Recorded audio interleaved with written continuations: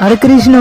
আমাদের সাতক্ষীরা জেলায় বিশেষ আকর্ষণীয় 21 ফুট কালী প্রতিমা 2026 মহামায়ের আবির্ভাব।